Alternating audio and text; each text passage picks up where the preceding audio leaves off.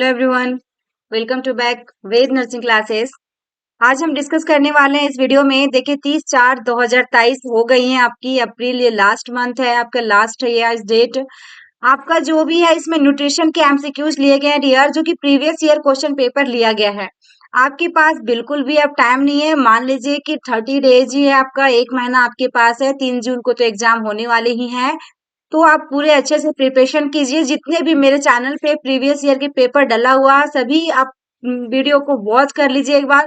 पूरी वीडियो के अंत तक बने रहिएगा। जितना भी वीडियो वॉच कीजिएगा, पूरा वीडियो को वॉच कीजिएगा, ताकि आपको उससे एक चीज कंफर्म हो सकेगा कि कौन कौन सी टॉपिक से सबसे ज्यादा क्वेश्चन लिए गए हैं। जितने भी मेरे चैनल पे आपको वीडियो मिल पा रही है, सभी के सभी प्रीवियस ईयर के पेपर हैं। कहीं ना कहीं किसी न किसी एम्स में या किसी न किसी ईयर में पूछा हुआ है आपका। नॉर्थ सेट में भी पूछा गया है कुछ क्वेश्चन। तो आप पूरी वीडियो को वॉच कीजिएगा।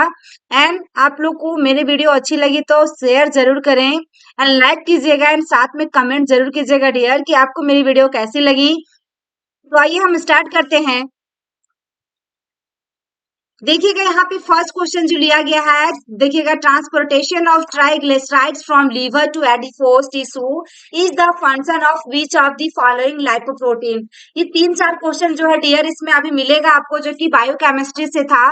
बायोकेमिस्ट्री एंड न्यूट्रिशन दोनों कंबाइंड में इसमें 4-5 क्वेश्चन लिए गए हैं, जो कि आपका एम्स नॉर्थ में पूछा हुआ है क्वेश्चन बायोकेमिस्ट्री से भी रिलेटेड। उन क्वेश्चन को इस वीडियो में लिए हैं। 4 क्वेश्चन है, बाद बाकी पूरा का पूरा इसमें आपको न्यूट्रिशन का ही मिलेगा। तो पूरी वीडियो को वॉच करना, आपको वीडियो को स्किप नहीं करना है।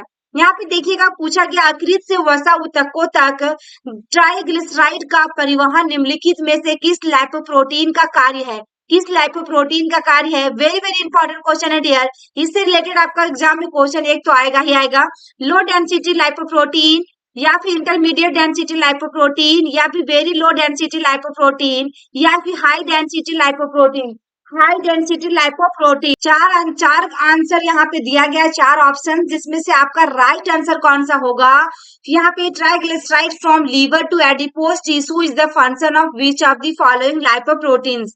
राइट आंसर डियर इसमें सी आएगा। वेरी लो डेंसिटी क्या होगा, लाइपोप्रोटीन होगा। वेरी लो डेंसिटी लाइपोप्रोटीन, यहाँ पे डी इज करेक्ट आंसर आएगा। कौन, सॉरी, सी आएगा इसमें correct answer. C is correct, जिसमें से आपका क्या है, वेरी लो डेंसिटी लाइपोप्रोटीन। ठीक है। नेक्स्ट क्वेश्चन है the pathway through which a cell produce the maximum number ATP molecule is. Maximum number इसमें पूछा गया है किसका, एटीपी मॉलिक्यूल इज। 4 ऑप्शन दिया गया है डियर, 4 ऑप्शन दिया गया है। इसमें आपका राइट आंसर क्या होगा देखेंगे हम लोग 4 ऑप्शन में। ऑप्शन ए में पेंटोज फॉस्फेट पाथवे, बी में आपका ग्लाइको देखिएगा लाइसिस, सी में आपके पास है लैक्टिक एसिड फेरमेंटेशन, डी ऑप्शन में टीसीए साइकिल। 4 ऑप्शन दिया गया डियर, 4 ऑप्शन दिया गया है। वेरी वेरी इंपॉर्टेंट क्वेश्चन है। इसकी राइट आंसर आपका क्या होगा, राइट आंसर इसमें आपका क्या होगा। यहाँ पे एटीपी जो आप देख पा रहे हैं, यहाँ पे एटीपी जो दिया गया है यहाँ पे, इसकी फुल फॉर्म आपका क्या होता है, एडिनोसाइन होता है। Adenosine and triphosphate, adenosine triphosphate. A का मतलब क्या है, एडिनोसाइन हो गया, ट्राइफॉस्फेट, ट्राइफॉस्फेट, एटीपी का फुल फॉर्म। यहाँ पे राइट आंसर जो हुआ डियर टीसीए साइकिल। क्या हुआ आपका, टीसीए साइकिल। टीसीए साइकिल इसमें करेक्ट आया option. TCA cycle D is correct option. TCA का फुल फॉर्म आपका क्या है आपका, तो ट्राइकार्बोजिलिक एसिड साइकिल। ठीक है ना, ट्राइकार्बोजिलिक एसिड साइकिल होगा। तो इसमें आपका जो भी है राइट आंसर क्या हुआ, ऑप्शन डी हुआ, टीसीए साइकिल। नेक्स्ट क्वेश्चन की ओर मूव करते हैं।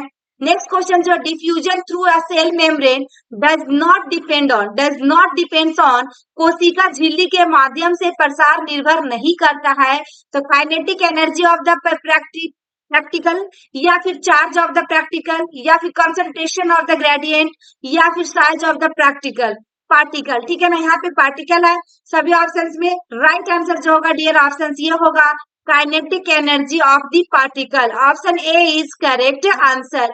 यहाँ पे देखिएगा diffusion is a passive process, क्या है आपका ये निष्क्रिय प्रक्रिया है। Does not depends on the kinetic energy of the practical particles, जो कणों की गतिज ऊर्जा पर निर्भर नहीं करती है, क्या करती है, नहीं करती है। डिफ्यूजन मोस्टली किसमें होता है आपका, depends on the carrier protein embedded in the cell membrane, यानी कि प्रसार ज्यादातर कोशिका झिल्ली में एमेंडेड वाहक प्रोटीन पर क्या करता है, निर्भर करता है। वही चीज यहाँ लिखा हुआ dependence on the carrier protein amended in the cell membrane, which उसके बाद क्या करता है, हेल्प इन डिफ्यूजन, जो कि उसको प्रसार में क्या करता है, मदद करता है dear. And diffusion depends on the charge, diffusion depends on the charge and size particle जो होगा, कंसंट्रेशन ग्रेडियंट होगा, कंसंट्रेशन ग्रेडियंट होगा जो प्रसार में मदद करता है। प्रसार आवेश और आकार कण एक और एकाग्रता प्रवणता पर निर्भर करता है। तो यहाँ पे डज नॉट की बात किया है, डज नॉट की बात किया है,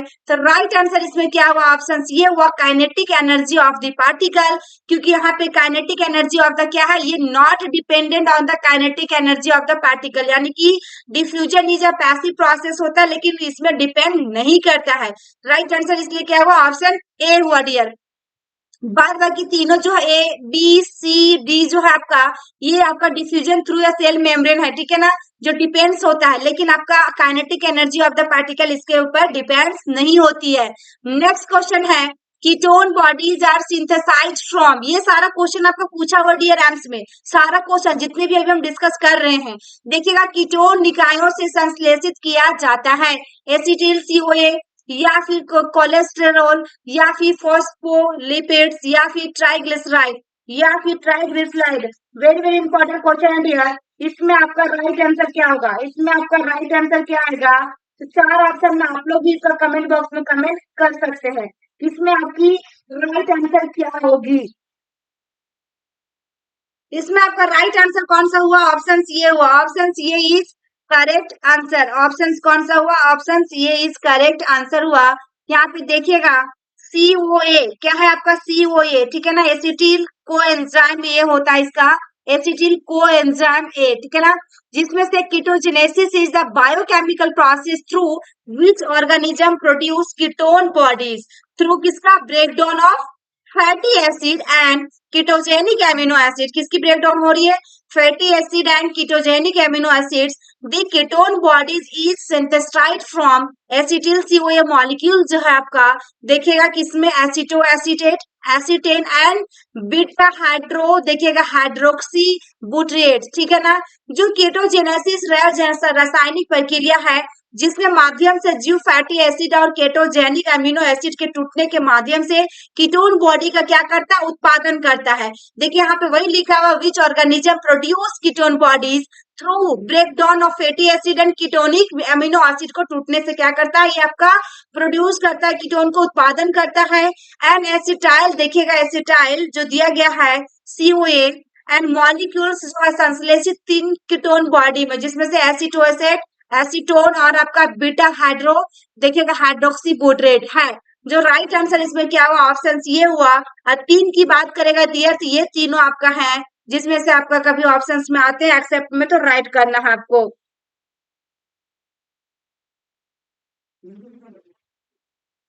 नेक्स्ट क्वेश्चन है tissue from lactic acid from glucose, this phenomenon is term, this phenomenon is term. Option A में है, देखिएगा एरोबिक ग्लाइकोलाइसिस, बी में ऑक्सीडेशन है, सी में आपका क्या है, ऑक्सीडेटिव फोस्फो, देखिएगा फोस्फोराइलेशन,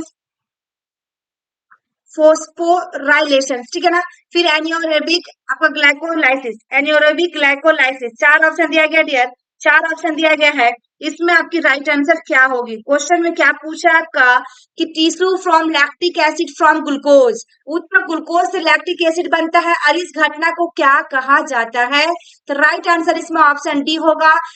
देखिएगा एनारोबिक ग्लाइकोलाइसिस, एनारोबिक ग्लाइकोलाइसिस, जिसमें tissue from lactic acid from glucose, the phenomenon term as क्या कहलाएगा, एनारोबिक ग्लाइकोलाइसिस, ठीक है। अंडर देखिएगा एनक्रोबिक कंडीशन लैक्टेट और लैक्टिक एसिड इज प्रोड्यूस, क्या उत्पादन कर रहा है, end product from pyruvate, end product from देखिएगा पायरुवेट, पायरुवेट, ठीक है ना, देखिए दिया गया है कि जो कि यहाँ से देखते हैं हम लोग कि एरोबिक कंडीशन जो स्थितियों के तहत पाइरूवेट से अंतिम उत्पाद के रूप में लैक्टिक या लैक्टिक एसिड का उत्पादन होता है। किसका उत्पादन हो रहा है? लैक्टेट और लैक्टिक एसिड प्रोड्यूस कर रहा है। कब? जब अंत हो रहा है प्रोडक्ट फ्रॉम पाइरूवेट। किसकी अंत हो रही है? आपको यहाँ पे क्या दिया हुआ कि आपका स्थितियों के तहत अंतिम उत्पाद के रूप में क्या होता है? आपका ये लैक्टिक या लैक्टिक एसिड का एक प्रोड्यूस किया जाता है। तो राइट आंसर इसमें आपका ऑप्शन डी हुआ।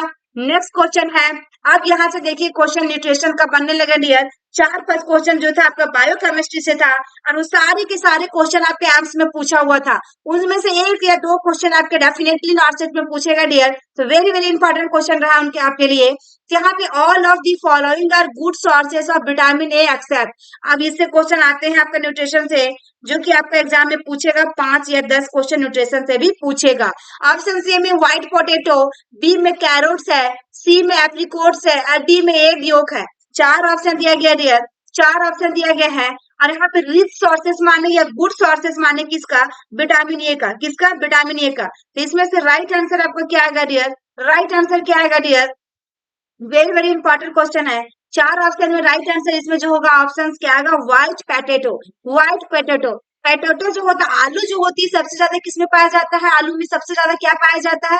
Rich sources of carbohydrates. यदि कार्बोहाइड्रेट्स की रिच सोर्सेस पूछेगा, गुड सोर्सेस पूछेगा, यदि पोटैटो रहता है या 4 ऑप्शन में कुछ भी रहेगा तो राइट आंसर आपको पोटैटो भी आ सकता है ऑप्शन के अनुसार। तो यहाँ पे देखिए व्हाइट पोटैटो किसमें जाएगा? कार्बोहाइड्रेट के अंदर जाएगा। बाद बाकी जो है आपको यहाँ पे क्या है? सब का सब आपका ये आपका विटामिन ए का गुड सोर्सेस है। ठीक है, तो राइट आंसर इसमें क्या हुआ? आपका ऑप्शन ए आया।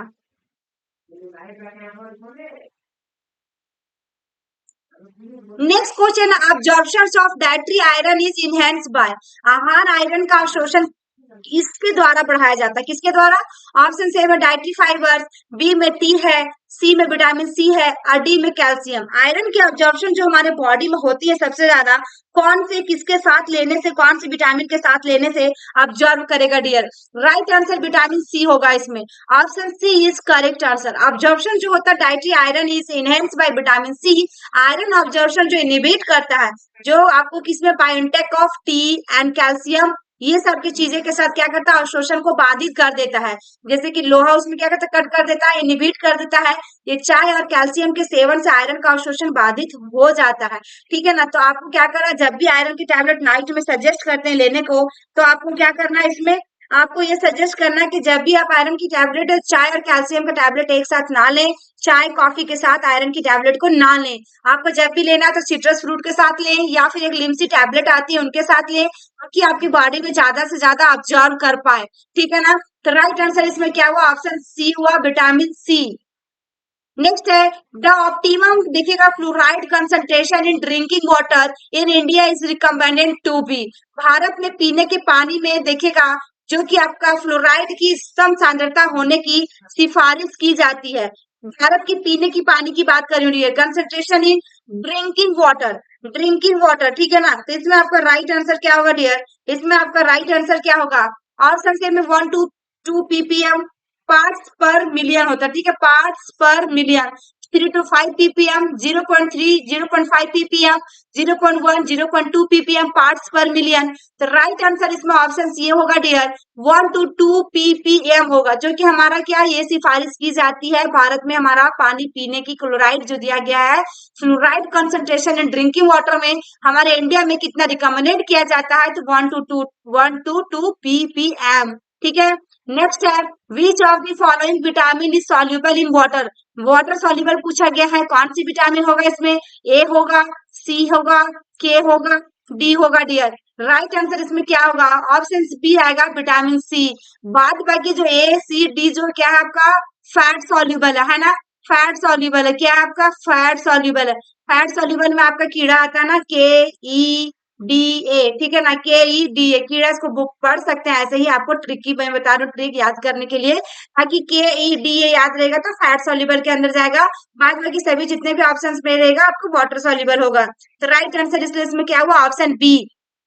नेक्स्ट है identify which is not and antioxidant. क्या पूछ रहा है यहाँ पे? एंटीऑक्सीडेंट्स, इसमें से कौन सा एक नहीं होगा आपको पहचानना है। तो राइट आंसर इसमें पुट कीजिए। राइट आंसर इसमें आप पुट कीजिए, कौन सा होगा इसमें कि नहीं आएगा। तो ऑप्शन ए में विटामिन के हो गया, बी में विटामिन ई है, सी में विटामिन ए है, डी में बेटा कैरोटीन्स है। चार ऑप्शन दिया गया डियर, चार ऑप्शन दिया गया है। राइट आंसर इसमें क्या होगा? ऑप्शन ये होगा, इसमें विटामिन के छोड़कर होगा, बाद बाकी बी सी डी सारे के सारे में क्या होता है, एंटीऑक्सीडेंट्स मौजूद होते हैं, पाया जाता है। ठीक है, तो राइट आंसर इसमें क्या हुआ? Option A. नेक्स्ट है vitamin B one is also known as, vitamin B one को इस रूप में भी जाना जाता है कि किसे? Niacin, thiamine, riboflavin, pyridoxine. ये जो है डियर वेरी वेरी इंपॉर्टेंट है, एक क्वेश्चन इससे आते हैं कि दूसरा नाम क्या है उसका। तो राइट आंसर इसमें क्या होगा? ऑप्शन बी होगा। बी वन की बात किया है तो थायमीन होगा, इसमें बी वन का थायमीन होगा। ठीक है ना, तो इसमें आपका राइट आंसर क्या हुआ? Option B. ठीक है, और आपका बच गया नाइसिन। नाइसिन में क्या होगा डियर? Vitamin B three. क्या होगा आपका? बी थ्री रहेगा तो नाइसिन या प्लेग्रा आ जाएगा। एंड रिबोफ्लोमिन किस में जाएगा? बी टू में जाएगा। और पैराडॉक्सिन बी सिक्स में जाएगा। ठीक है ना, अनदर नेम जो कि वेरी वेरी इंपॉर्टेंट है। सबसे ज्यादा रिक्वायरमेंट किसका होती है? पैराडॉक्सिन का 2.5 इतना उसमें होता है जो दिया जाता है, लेकिन सब उससे कम ही रहते हैं। और इसमें जो कि हमारा ह्यूमन या मैन के लिए कौन सा विटामिन है जो कि नहीं रिक्वायर्ड होती है? तो पैंथोटेनिक आपका विटामिन जो होता है पैंथोटेनिक। ठीक है ना, तो राइट आंसर उसमें ये करना होगा आपको। तो इसमें जो राइट हुआ ऑप्शन बी हुआ, कौन सा हुआ आपका? बी हुआ, B is correct.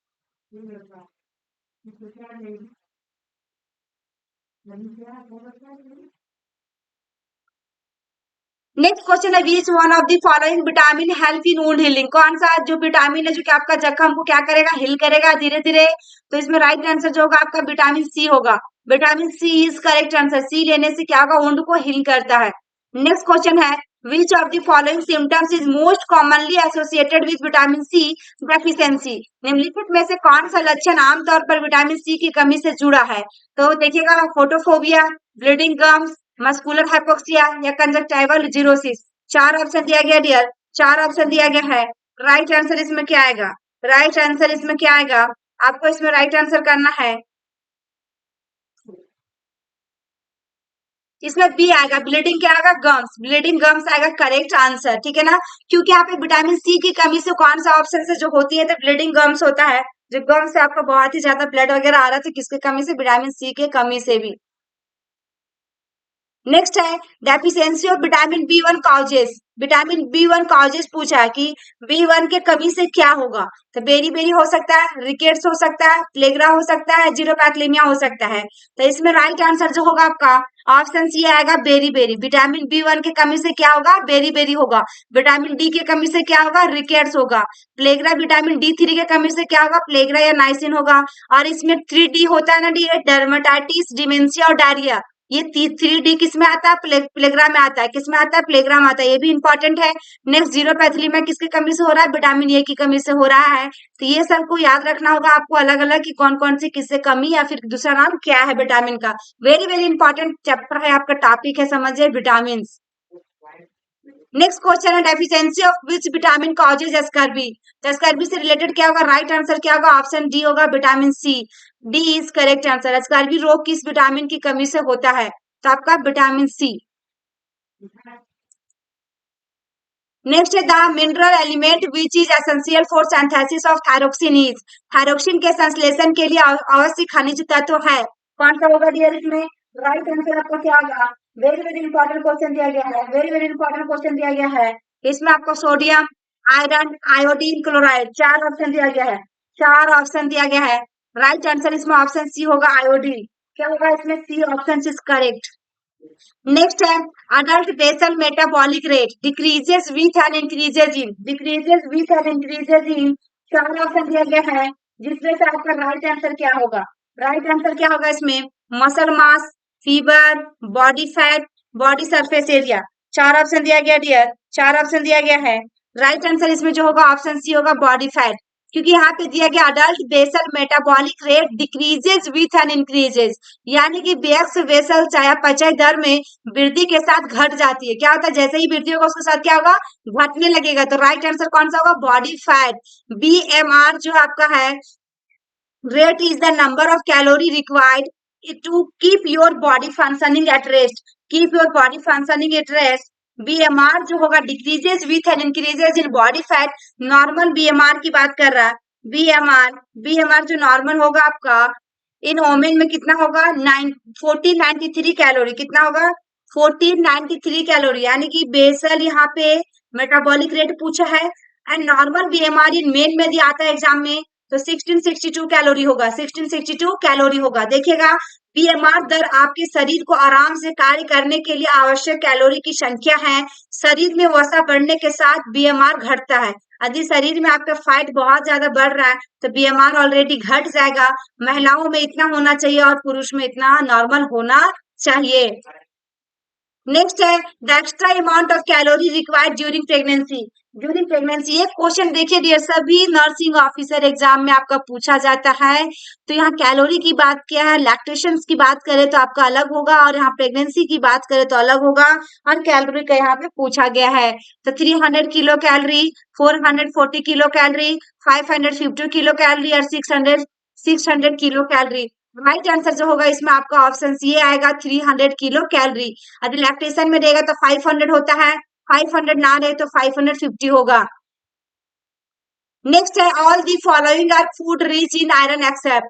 Food rich in iron except निम्नलिखित सभी आयरन से भरपूर खाद्य पदार्थ हैं लेकिन एक को छोड़कर. Spinach, fish, milk, liver. Option इसमें सी होगा मिल्क. मिल्क में आपका आयरन की मात्रा नहीं पाए जाते. इसमें देखिएगा 100 ग्राम ऑफ रॉ स्पिनाच में 2.71 mg ऑफ आयरन पाया जाता है. 100 ग्राम ऑफ फिश में आपका 28. नेक्स्ट आपका 100 ग्राम ऑफ लिवर में 17.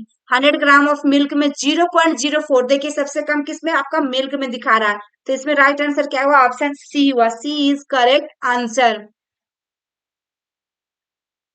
Next how many calorie are there in 1 gram of fat. यहाँ पे ये भी क्वेश्चन नॉर्मल है, बार बार पूछा गया क्वेश्चन है.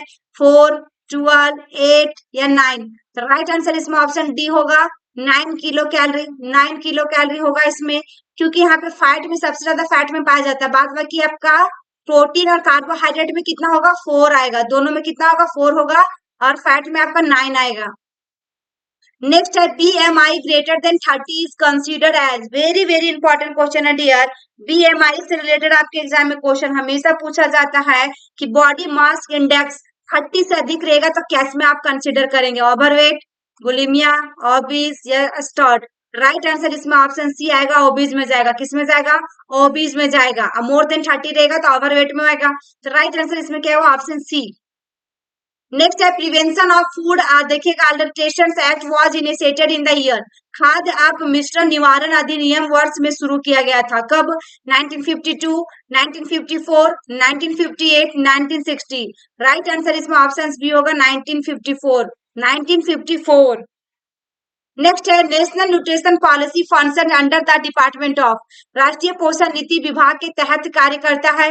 The department of women and child development, department of health and family welfare या होम अफेयर्स या ऑल ऑफ दी अबव. अब देखिए यहाँ पे क्या करते हैं, जिनको नहीं मालूम होता जब वो तुक्का मारते हैं तो राइट आंसर वो डी करके आ जाते हैं ना. उसमें क्या होगा, डी करके भी आ सकते हैं. बहुत सारे ऑप्शंस में ऐसा रहता है डियर, इसमें मैं नहीं बात कर रही हूँ. ऑल ऑफ दी अबव जब रहता है, जब उनको मालूम नहीं रहता है तो राइट आंसर डी ही कर देते हैं. इसमें राइट आंसर आपका ये होगा department of women and child development, क्योंकि यहाँ पे नेशनल न्यूट्रिशन पॉलिसी फंक्शंस के बारे में पूछा है कौन से डिपार्टमेंट के अंदर है, तो department of women and child development. Option C is correct answer.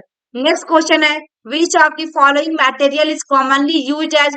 देखिएगा अल्टरनेट फॉर कॉफी पाउडर. यहाँ पे निम्नलिखित में से कौन सी सामग्री, यहाँ पे अल्टरनेट दिया हुआ सामग्री कॉफी पाउडर के लिए आमतौर पर मिलावट के रूप में प्रयोग की जाती है. स्ट्राच पाउडर को, आर्टिफिशियल क्लोरीन एजेंट को, या फिर आपका लीड क्रोमेट को, या फिर देखिएगा टेमरिंड सीड्स पाउडर को. चार ऑप्शन दिया गया डियर. इसमें राइट आंसर जो होगा वो ऑप्शन डी होगा. टर्मिनेट सीड्स पाउडर को क्या किया जाता है, इसको आपका यहाँ पे लिखा हुआ है कि किसका प्रयोग की जाती है, तो option D is correct answer. Next है all of the following are. देखिएगा alternate material for honey except में कौन कौन से शहद मिला हुआ रहेगा मटेरियल उसमें, तो एक को छोड़कर चॉक पाउडर, यहाँ पे मोलासेस, डेक्सट्रोज, कॉर्न सिरप. तो राइट आंसर इसमें ऑप्शन सी होगा. चॉक पाउडर छोड़ के बाद बाकी सभी के सभी हनी में आपको इंग्रेडिएंट मिलेंगे. Next, the water soluble vitamin synthesized in human body is synthesized in human body is ascorbic acid, pyridoxine, niacin या फिर पैंथोथेनिक एसिड। यही एसिड है जो कि हमारा क्या होता है कि नॉट में पूछेगा कौन सा विटामिन नहीं पाया था मैन में, तो यही विटामिन। राइट आंसर इसमें ऑप्शन सी होगा, क्योंकि यहाँ पे water soluble vitamin synthesized in human body is. तो राइट आंसर इसमें क्या हुआ आपका, ऑप्शन सी होगा। C is correct answer. Next है pellagra is due to the deficiency of, तो इसका डेफिशिएंसी किसका, नाइसिन की कमी से। कौन सा होगा, niacin. Next, daily requirement of pyridoxine for an adult is. Daily की बात किया है डियर, पायरिडॉक्सिन कितना होना चाहिए अडल्ट के लिए, 2 mg, 10 mg, 20 mg, 70 mg। Right answer इसमें ऑप्शन सी होगा। 2.5 में बताई थी कुछ देर पहले, तो राइट आंसर इसमें 2 आएगा। 2 इज करेक्ट। यदि प्रोटीन में पूछेगा तो 1 ग्राम होता है, या 1 से लेकर 2 ग्राम भी रहता है ऑप्शन में, तो राइट आंसर इसको करना है। तो यहाँ पे नेक्स्ट क्वेश्चन है, विटामिन B6 रिक्वायर्ड फॉर, किसके लिए, conversation of glycine to serine, या फिर production of gamma amino butyric acid, या फिर प्रोडक्शन ऑफ देखिएगा जेंथोरेनिक एसिड, या फिर एस्ट्रिफिकेशन ऑफ पैल्मेटिक एसिड। तो राइट आंसर इसमें ऑप्शन बी होगा, production of gamma amino butyric acid जी, गाबा, ठीक है ना। Option B is correct answer. Next है daily requirement of vitamin B12 for या normal healthy adult. Vitamin B12 for या नॉर्मल हेल्दी अडल्ट इज। एक सामान्य स्वस्थ व्यक्ति के लिए विटामिन B12 की दैनिक आवश्यकता है 1 mg, 5 mg, 100 mg या 750 mg। राइट आंसर इसमें ऑप्शन सी होगा 1 mg। कितना होना चाहिए, mg और ग्राम दिया रहता है डियर, ऑप्शन में आपको कंफ्यूजन नहीं होना है, यहाँ पे 1 मिलीग्राम डेली होना चाहिए। नेक्स्ट है scurvy is due to the deficiency of, किसके कमी से होगा आपका, डेफिशिएंसी ऑफ पूछा है, ठीक है। तो राइट आंसर इसमें क्या होगा, ऑप्शन डी होगा, विटामिन सी की कमी से। D is correct answer. Next question, pernicious anemia is caused by inadequate intake of vitamin B1, absence of hydrochloric acid in gastric juice, absence of intrinsic factor of the gastric juice, overproduction of the extrinsic factor। right answer इसमें option C होगा, absence of intrinsic factor of the gastric juice। C is correct answer। Next है a patient who has undergone gas, तो देखिएगा gastrectomy is likely to develop deficiency of. Gastrectomy से गुजरने वाले रोगी में निम्न की कमी होने की संभावना होती है, विटामिन ए की, विटामिन B12 की, विटामिन 1 की, या विटामिन के का। तो राइट आंसर इसमें क्या होगा डियर, ऑप्शन बी होगा, विटामिन B1 की कमी की संभावना होती है। नेक्स्ट है absorption of vitamin B12 take place from, vitamin B जो है 12 का अवशोषण होता है सबसे ज्यादा किसमें, स्टोमच में, ड्यूडेनम में, या फिर जेजनम में, या फिर एलियम में। राइट आंसर ऑप्शन डी होगा, इलियम। नेक्स्ट क्वेश्चन है normal level of sodium in plasma is, plasma में सोडियम का सामान्य स्तर कितना होगा डियर। ये क्वेश्चन समझिए 10 से 20 बार पूछा हुआ, और सभी नर्सिंग ऑफिसर एग्जाम में आपका पूछा, सोडियम पोटेशियम नाइट्रोजन, इससे जो रिलेटेड होता है आपको आपको देख लेना। इलेक्ट्रोलाइट इम्बैलेंस के जितने भी आपके क्वेश्चन बनते हैं डियर, सभी क्वेश्चंस को आपको एक बार देखना है, इसमें कौन कौन से होगा, एबीजी का सारा क्वेश्चन देखना है। यहाँ पे देखिएगा 3.5 to 5.2 mg पर डेसीलीटर, या 9 से 11 mg पर डेसीलीटर, या 125 से 135 से 135 से 145। तो राइट आंसर इसमें ऑप्शन डी आएगा, डी इज करेक्ट आंसर। और आप लोग की कौन सी सब्जेक्ट में क्वेरी है, या फिर क्या आप लोग के हैं, आप लोग कमेंट बॉक्स में कमेंट कीजिएगा, जो भी आप लोग को क्वेरी हो, या फिर आपका नेक्स्ट डे से मैं तो सोच रही हूँ स्किल बेस्ड क्वेश्चन और इम्पोर्टेंट क्वेश्चन सभी क्वेश्चन को मैं लेने की पूरा प्रयास कर रही हूँ, कोशिश, क्योंकि सारे सब्जेक्ट से रिलेटेड ईयर प्रीवियस ईयर के क्वेश्चन पेपर अब तो लगभग लगभग कंप्लीट हो चुके हैं। आपका एक सिर्फ स्किल बेस्ड क्वेश्चन हमारे चैनल में ज्यादा नहीं हुआ है, और आपकी इम्पोर्टेंट क्वेश्चन, तो अब सोचू 100 या 50 क्वेश्चन डेली बेसिस पे लेके चलेंगे। एक ही टाइम में क्लास होगा डेली, मॉर्निंग मिलेगी या इवनिंग में, कभी भी एक इवनिंग में ही मिलेगा डेली वीडियो, उसमें 100 क्वेश्चन में पूरी कोशिश करूंगी लेने की। और स्किल बेस्ड क्वेश्चन रहेगा, प्रैक्टिस बेस्ड जिसको कहते हैं, तो वो सारे क्वेश्चन में 20 या 10 क्वेश्चन रहेगा डियर, क्योंकि लॉन्ग क्वेश्चन होता है और उसमें ज्यादा थोड़ा समझाना भी पड़ता है। तो यहाँ पे देखिए option D is correct answer है। नेक्स्ट, जो normal level of potassium in plasma में 3 to 4 mg per decilitre, 9 to 11 mg per decilitre, 3.5 to 5 milliequivalent per decilitre, या 96 to 106 milliequivalent per decilitre. तो 3.5 से लेकर क्या है 5.0, क्या है 5.0 मिली इक्विवेलेंट पर लीटर। नेक्स्ट है normal level of chloride in plasma 3.3 से 4 mg पर डेसीलीटर, 9 से 11 mg पर डेसीलीटर, 4 से 5 या 96 से 106। राइट आंसर इसमें ऑप्शन डी होगा 96 to 106 milliequivalent per litre. Next iron is deficient in, iron की कमी होती है तो राइट आंसर इसमें ऑप्शन डी सबसे ज्यादा किसमें, मिल्क में। नेक्स्ट है the micro mineral present in teeth, धातु में उपस्थित सूक्ष्म खनिज है, ठीक है ना।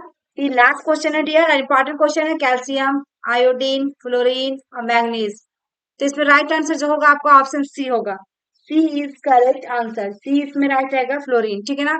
धातु में उपस्थित सूक्ष्म खनिज है, कौन सा, फ्लोरीन है। ये था हमारे आज के क्वेश्चन जो कि आपका वेरी वेरी इंपॉर्टेंट क्वेश्चन लिए गए थे न्यूट्रिशन से रिलेटेड। तो सारे आपका लगभग लगभग इसमें करवा दिया गया, जो भी क्वेश्चन आपका प्रीवियस में पूछा गया था न्यूट्रिशन में। सबसे ज्यादा क्वेश्चन डियर आपका माइक्रो में इसमें एमएसएन से पूछता है, पीडीएस से पूछता है, ओबीजी से पूछता है। उसके बाद आपका न्यूट्रिशन हो गया, कम्युनिटी हेल्थ नर्सिंग हो गया, सीएचएन एंड साइकेट्रिक हो गया। देन आपका 20 नंबर का तो जनरल अवेयरनेस से आएगा ही आएगा, और स्किल बेस्ड क्वेश्चन पे ज्यादा फोकस कीजिएगा, यदि आपका कवर हो गया सिलेबस तो स्किल बेस्ड क्वेश्चन आपके एग्जाम में डेफिनेटली 10 to 15 नंबर का आएगा डियर। तो उस पे ज्यादा फोकस करना आपको, यानी कि प्रैक्टिस बेस्ड क्वेश्चन होता है जो कि हॉस्पिटल में आप ड्यूटी कर रहे हैं, क्या आपको करना चाहिए, कौन सी मेडिसिन देना चाहिए, क्या प्रायोरिटी एक्शन होगा, ऐसे क्वेश्चन सबसे ज्यादा आपको एग्जाम में मिलेंगे। एंड इमेज बेस्ड क्वेश्चन भी आपको मिलेगा। तो thank you for watching my video. I hope कि मेरी वीडियो आपको अच्छी लगी हो, तो लाइक कीजिएगा डियर, ज्यादा से ज्यादा शेयर कर दीजिएगा अपने फ्रेंड सर्कल में, एंड कमेंट करना ना भूलें, कमेंट बॉक्स में कमेंट जरूर करें।